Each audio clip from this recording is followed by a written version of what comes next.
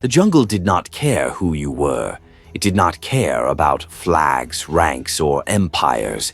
It swallowed everyone the same way. The rain had not stopped for 3 days. It soaked uniforms, weapons, skin, and nerves. Boots sank into mud that smelled of rot and decay. The air was thick, heavy, almost impossible to breathe. Artillery echoed like distant thunder, but inside the jungle everything felt closer. This was Southeast Asia, 1943, a forgotten front of a global war. While Europe burned under tanks and bombers, here the war moved slowly, step by step, knife to knife. Disease killed more men than bullets. Hunger broke soldiers before the enemy ever could, and the jungle watched in silence. Private Edward Collins had stopped counting the days. Time dissolved into patrols, ambushes, and sleepless nights. He had been a dock worker before the war. Strong hands, simple life. He had never seen a jungle before arriving here. He hated it. The insects never stopped. The heat crushed thought itself, and the fear was constant. Collins was part of a small Allied unit, holding a narrow supply corridor through the jungle. It wasn't marked on maps, but without it, nearby units would starve. Ammunition, medicine, food, everything passed through that strip of mud and trees. The Japanese knew it too. That morning, the patrol moved carefully, rifles raised. No birds sang. That silence was a warning. Then the first shot came. A man fell. No scream. Chaos followed instantly. Gunfire, bodies dropping into mud. The enemy was invisible, perfectly blended into the jungle. The ambush was flawless. Within minutes, half the unit was down. The rest scattered. Collins crawled behind a fallen log, heart hammering. He heard voices, calm, controlled. Japanese soldiers advancing. This was not a battle. It was an execution. Collins checked his rifle, mud in the chamber. He cleared it with shaking hands. The jungle seemed to close in. Then the radio crackled. Static. Panic. The communications officer screamed into it. No signal. The jungle swallowed radio waves. Without communication, they were already dead. A grenade exploded nearby. Collins felt heat tear across his shoulder. He bit down hard. Pain blurred his vision, but fear kept him moving. The supply corridor lay exposed. If the Japanese broke through, thousands would die slowly. Not from bullets, but from starvation and disease. Collins understood this fight was bigger than survival. Orders were shouted. Retreat impossible. Advance suicidal. The unit collapsed. The radio operator was hit. When Collins reached him, the man was gone. Blood mixed with rain. The radio lay cracked beside him. Antennas snapped. Without it, command would never know the corridor was under attack. Reinforcements would never come. He looked around. Dead men, wounded men. No officers left, and the responsibility fell on him. The nearest relay station was kilometers away. Deep jungle, enemy territory. Moving alone was almost impossible. Another burst of gunfire snapped branches. Collins pressed into the mud, breathing shallow. He thought of home, of the docks, of a life far away. If he stayed, everyone beyond this point would die. If he ran, he probably would too. He picked up the radio. It felt heavier than it should. Collins slung it over his shoulder and crawled away. Every movement felt wrong. The jungle resisted him. The rain masked his sound and the enemy. He froze. Footsteps, close. Japanese soldiers passed meters away. Collins lay face down in the mud, heart pounding. One soldier laughed softly. Another lit a cigarette. The glow vanished. They moved on. Collins waited, then continued. Each step away felt like betrayal, but it was the only way anyone would survive. Time lost meaning. The jungle never changed. Then he saw it, a dim light. The relay station. Collins stumbled the last stretch and burst through the perimeter. The message went out. The corridor was under attack. Enemy forces advancing. Immediate reinforcements required. Artillery would respond, the line would hold, but Collins didn't know that. As medics dragged him away, exhaustion overtook him. His vision faded. He collapsed. He had done his part. What he didn't know was that the fight behind him had not ended, and the jungle was not finished collecting its blood. The jungle answered the artillery with screams. Explosions shook the ground far behind Collins, echoes of a battle he would never see again. He drifted in and out of consciousness, carried on a stretcher through mud and rain. Medics shouted orders, faces blurred by exhaustion. The radio message had changed everything. Reinforcements moved, artillery realigned, but the cost was still being paid in blood. Back at the corridor, the Japanese attack intensified. They had realized the alarm was raised, and now speed mattered. Small units pushed forward through smoke and shattered trees. They moved with discipline, with purpose. They knew this terrain. They had survived worse. Machine guns opened fire from concealed positions. Allied soldiers dug in, using corpses and broken logs as cover. The jungle became a slaughterhouse again. Mortar shells fell with terrifying precision. The ground trembled. Orders were drowned by noise and fear. But the line did not break. Men who hours earlier wanted only survival now fought for time, for minutes, for seconds, for anyone who might still be alive. When the first Allied reinforcements arrived, they found devastation. The corridor was barely recognizable. Bodies lay tangled in roots and mud. Blood mixed with rainwater, forming dark streams that disappeared into the soil. The Japanese withdrew silently, melting back into the jungle as they always did. No victory was declared. No cheers followed. The jungle absorbed everything. Collins woke up hours later under a torn canvas tent. His shoulder burned. He tried to move. Pain answered immediately.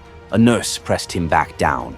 She told him the corridor had held. She told him men were alive because of him. Collins closed his eyes. He felt nothing. No pride, no relief, only exhaustion. News traveled slowly in this theater of war. There were no headlines, no photographers, no medals waiting. The European front dominated the world's attention, but here, in the jungles of Asia, thousands fought and died unseen. For the Japanese soldiers, this war was different too. They were far from home, trained to endure, to obey, to die rather than surrender. Officers drilled into them that capture was shame, honor existed only in sacrifice, and so the jungle filled with ghosts on both sides. Men vanished without graves, without names, without stories. The fighting continued. Months passed. The monsoon seasons changed. Nothing else did. Collins recovered slowly. He was reassigned. He returned to patrols, scarred but alive. He learned how to move like the jungle, how to listen for silence, how to smell danger. He learned that survival required brutality and detachment. He stopped counting the dead. Eventually, the war shifted. The Japanese positions weakened. Supply lines collapsed. Islands fell one by one. The jungle began to release its grip. When victory finally came, it felt hollow. Collins boarded a transport ship home, thinner, older, changed. No band played when he returned. No crowds waited. He went back to the docks. He tried to work, but loud noises made him flinch. The smell of rain brought back mud and blood. He never spoke about the jungle. Not to friends, not to family. For decades, the war he fought remained invisible. History remembered Europe, Normandy, Stalingrad, Berlin. But Southeast Asia faded into footnotes, yet the jungle remembers. It remembers every step, every scream, every man swallowed without witness. Empires rose and fell, but the mud remained, and somewhere beneath it, stories like Collins still lie buried, waiting to be uncovered. Years after the war, official reports reduced the jungle campaign to numbers. Casualties, supply routes secured, territory gained or lost. There was no space for fear, no space for hesitation, No space for men like Collins who survived but never truly returned. The governments moved on, empires rebranded themselves, the world rebuilt, but the soldiers carried the jungle with them. In villages across Europe and Asia, men woke up screaming long after the guns went silent. They smelled rain and tasted blood. They heard insects in the dark and remembered ambushes that never ended. For Collins, the war followed him into every shadow. He avoided forests. He avoided silence. He understood that what haunted him was not the enemy, but the choices he had made that day with the radio. Returning had meant abandoning others. He told himself he had saved lives, but the faces of the men left behind never faded. In Southeast Asia, the jungle erased evidence fast. Weapons rusted, bones disappeared, tree roots claimed everything. The war left scars no monument could mark, but occasionally fragments surfaced. A helmet uncovered by floods, a rusted rifle pulled from the mud, and sometimes bones. With them came questions. Old veterans spoke in fragments. Memories cracked under time. They remembered corridors without names, units that vanished without records. They remembered young soldiers who ran alone through hell carrying radios, blood soaking their uniforms, but no official history bothered to listen. As decades passed, new conflicts replaced old ones. The jungle hosted new wars, new victims.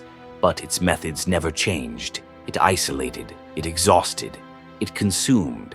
When historians finally returned to these forgotten fronts, they found gaps, pages missing from archives, entire engagements undocumented.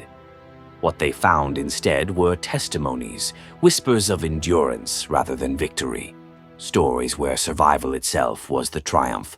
Collins never told his story publicly. He died quietly. His medals stayed in a drawer, untouched. When his belongings were sorted, a small notebook was found. In it, only dates and places. No heroics, no emotion. But one page stood out. It described rain, silence, a broken radio, and a single sentence written shakily, "I ran so others could live." That sentence explained more than any report ever could, because the truth of war is not found in victories. It is found in moments where ordinary men are forced to choose between impossible outcomes. The jungle campaigns of Asia were not glorious. They were slow, brutal, unforgiving.